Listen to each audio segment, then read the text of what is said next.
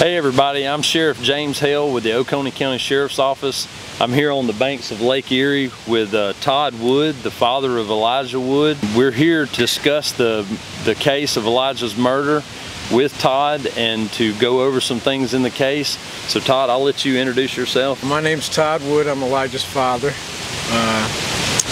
Me and my son Stephen have been up here for 4 months mourning my son. We were planning this trip for like 2 months prior to Elijah being murdered. We felt like it was time to come out and share with everyone. I know a lot of people in Oconee County, and I know they know me. You know, when I left, I questioned if I should leave. Right. But you know, there was nothing that I can contribute. I had given you every, you know. Right. I don't regret moving up here. No. I have not lost touch with my family. I'm only 3 hours away. Right. I'm always a phone call away, and up until recently, I've been in contact. Well, David calls 2-3 times a day. Sure. There have recently been events that have caused turmoil with my daughter. But you know, God is the healer of all things. Yes, sir. So, well, hopefully those things will get better with time. I'd like to address how I feel. I'd like people to know that I have the right as a father to mourn my son any way I choose. I've been accused falsely by unmentioned, you know, individuals, but I've been accused falsely about this whole situation, and I just want everyone to know, when you accuse someone falsely of something, when all they're doing is mourning, something ain't right. You're not doing God's work. After Elijah's death, we wanted to, me and Stephen we just wanted to get away. Right. We wanted, you know, mourn in peace. Mourn in peace. I understand that. I do. Like I said, I mean, I know that morning when Captain Green and I came over to the house to let you know what had happened, you guys were already packed up, and you know, the next couple of days we're supposed to be moving on up here.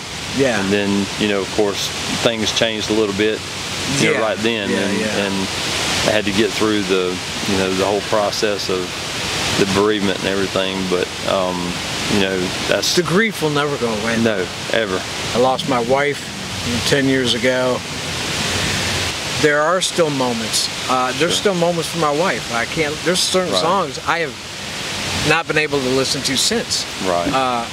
But you know, I'm glad I went through the 4 months. I'm glad, and Stephen is too. We all went into this with the idea that this is going to be a tough case and it's going to be a long, drawn-out process. I prefer to view this as God's got it in His hands, always had it in His hands. And I completely trust the law enforcement that's behind this, and you wouldn't be sheriff if you weren't dedicated to your job. Social media, I guess that could affect this case. Misinformation? Any information that's out there that's not put out by law enforcement that are actually working the case is nothing more than speculation. Unless we put the information out there, then it's just guesswork at that point. Right. Because you want to protect the case. Sure, absolutely. We've got to protect the case. We've got to protect the information that we do have. You know, it's one of those things that's really hard for law enforcement because we want to give out information. We would love to tell the entire story of everything that happened, but if we do that, then we lose some of the integrity of that actual case. And so, you know, it's really important for us to maintain the integrity of the case so that we can have that information that we use to investigate the case and investigate tips that come in. My concerns about this case, my first concerns has always been if there's false information given or out there, can the defense attorney or the DA use that to minimize the sentence for the guy? Certainly. I mean, that's all the defense attorney needs, is just that small amount of reasonable doubt. And so that's what we're trying to make sure we present the best case we can possibly present to that jury, so that we don't have to worry about those things. The court systems across America release people. We see it on TV all the time. I'm not saying that the Oconee County people are like this. I'm just saying it happens, and we see it all the time. That is my greatest fear, is that the guy will not get the punishment deserved. I don't want to see the guy walk. Right. That's understandable. And again, that's why we're working as hard as we possibly can on this case, to make sure that we do find this killer and that we do bring him before a jury, and that jury hopefully will convict him of this crime. And we're going to work as hard as we can to make sure that we put forward the best case that we possibly can against this person. And you want to be 100% we've got to sure. be right. You can't Absolutely. Bring That's right. someone else. Yeah, we've got to be right. We've only got Exactly. one shot to be right, and we've got to do it right the first time.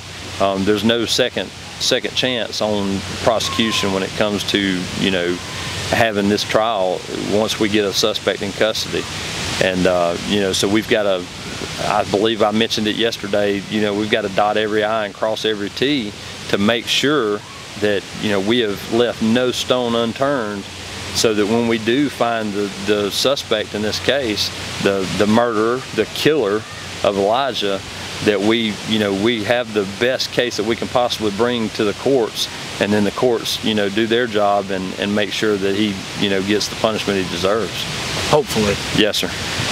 I'd like everyone to know that if someone has questions about the case or any information they need to get, I will be the one who has the information that I could, obviously I won't give information that they instruct me not to give, because I don't want to be the blame for the killer to be getting a lesser sentence.